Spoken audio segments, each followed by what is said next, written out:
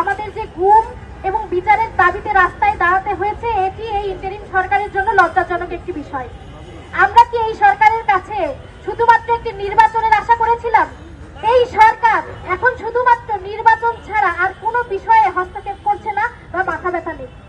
আপনারা দেখবেন গুমের যে ভিডিও বা আমরা যে প্রতিবেদন দেখেছি, সেটা দেখার পরে আমার মনে হয় না বাংলাদেশের একটি মানুষও আছে যাদের ভেতরে এই ক্ষোভ জন্ম হয়নি যে দীর্ঘ 17 বছর ধরে আওয়ামী লীগ সরকার আমাদের উপরে কি ধরনের দমন নিপীড়ন করেছে। এই যে আওয়ামী লীগ সরকার দীর্ঘ 17 বছর টিকে ছিল, এই টিকে থাকার পেছনে তাদের অন্যতম হাতিয়ার ছিল গুম। সেই গুমের যদি সঠিক বিচারের জন্য আমাদের এখন জুলাই পরবর্তী বাংলাদেশে বিক্ষোভ করতে হয়, এর থেকে দুঃখজনক বিষয় আর কিছু হতে পারে না।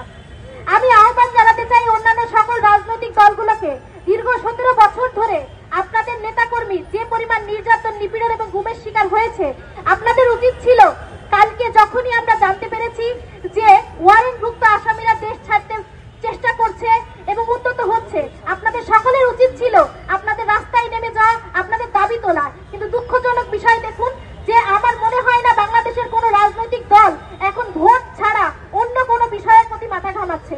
অথচ তাদের উচিত ছিল তাদের নেতাকর্মীর উপরে হওয়া এসব দমন, নিপীড়ন এবং সাধারণ মানুষের ওপর যে গুমের নির্যাতন নেমে এসেছিল দীর্ঘ 17 বছর, তার প্রতিবাদে রাস্তায় নেমে আসা। আমি এই সরকারের প্রতি উদাত্ত আহ্বান জানাবো এবং সরকারকে এক প্রকার হুঁশিয়ারি জানাবো, বাংলাদেশে এই গুমের যে সংস্কৃতি তৈরি হয়েছিল তা সঠিক বিচারের মাধ্যমে নির্মূল করতে না পারলে এই সরকারের বিরুদ্ধে আবারও ছাত্র জনতা মাঠে নেমে আসবে। যেই সরকার, বাংলাদেশ সরকার, যেই ছাত্র জনতার সরকার, তাদের বিরুদ্ধে রাস্তায় নেমে প্রতিবাদ করাটা আমাদের জন্য খুব একটা আশাকর জিনিস ছিল না এবং হবেও না। আমরা সেনাবাহিনীর প্রতি আহ্বান জানাবো, জুলাইয়ে যে সেনাবাহিনীর প্রতি ছাত্র জনতা বিশ্বাস রেখেছিল, আশ্বস্ত ছিল, সেই সেনাবাহিনী তাদের যে অন্তর্ভুক্ত ওয়ারেন্টভুক্ত আসামি আছে এবং সেনাবাহিনীর সদস্যবৃন্দ আছে, তাদেরকে তারা বিচারের আওতায় আনবে, তারা এই বিচার কার্যক্রমে সহযোগিতা করবে এবং সেনাবাহিনীর ওপরে যে কালিমা লিপ্ত হয়েছে এই বিচারের মাধ্যমে তারা তা থেকে উন্মোচিত হবে।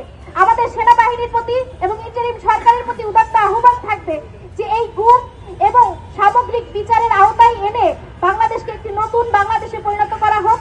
নির্বাচন পূর্ববর্তী সময়ে যাতে আমরা দৃশ্যত বিচার কার্যক্রম দেখতে পারি এবং বাংলাদেশের মানুষ যাতে পরবর্তী সময়ে আর কখনো এই সংস্কৃতির অন্তর্ভুক্ত হবে না, গুমের শিকার হবে না, তার নিশ্চয়তা বাংলাদেশের মানুষ চায়।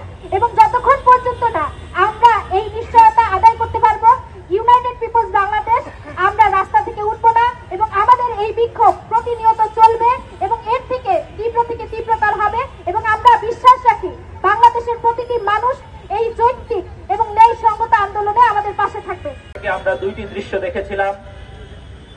আমরা দেখেছিলাম সেনাবাহিনীর কিছু পথভ্রষ্ট সৈনিক, কিছু দুষ্কৃতিকারী আন্দোলনকারীদের উপরে অবৈধভাবে অনুমতি ব্যতীতই গুলিবর্ষণ করেছিল। একইভাবে আমরা দেখেছিলাম আর্মির একদল জুনিয়র অফিসার 35 জুলাই এবং 36 জুলাইতে মিরপুর এবং উত্তরায় আন্দোলনরত ভাই বোনদেরকে আমাদের সহায়তা করেছিল। কিন্তু দুঃখের সাথে বলতে হয় 36 জুলাইয়ের রক্তক্ষয়ী এই অভ্যুত্থানের পরে উভয় পক্ষের একই দৃশ্যপট আমরা দেখতে পাচ্ছি। যারা গুলি চালিয়েছে আর যারা অভ্যুত্থানের পক্ষে কাজ করেছে উভয় স্বপদে বহাল আছে। এমনকি যাদের বিরুদ্ধে সুস্পষ্ট আইন লঙ্ঘনের অভিযোগ রয়েছে, গুলি ছোড়ার অভিযোগ রয়েছে, তাদেরকে স্বপদে বহাল রাখা হয়েছে। এমনকি যাদের বিরুদ্ধে শেষ পর্যন্ত আদালত গ্রেফতারের পরোয়ানা জারি করেছে, শোনা যাচ্ছে রাষ্ট্রের মদদে তাদের বিভিন্ন দেশে পালিয়ে যাওয়ার সুযোগ করে দেওয়া হচ্ছে। আমরা আপনাদের যথার্থে বলতে চাই, পৃথিবীর ইতিহাসে যখনই অভ্যুত্থান হয়, ওই অভ্যুত্থানের বিপরীতে যে সকল সেনা সদস্য দাঁড়ায় তাদেরকে স্পেশাল কোর্টে বিচারের মুখোমুখি হতে হয়। কিন্তু বাংলাদেশে এখন পর্যন্ত কোনো বিশেষ আদালত গঠন করা হয় নাই। আপনারা জানেন ফরাসি বিপ্লবের পরে স্পেশাল বিপ্লবী ট্রাইব্যুনাল গঠন করে অভ্যুত্থানের বিপরীতে যেই সকল সেনা সদস্য কাজ করেছে তাদেরকে বিচার করা হয়েছে, শাস্তি দেওয়া হয়েছে।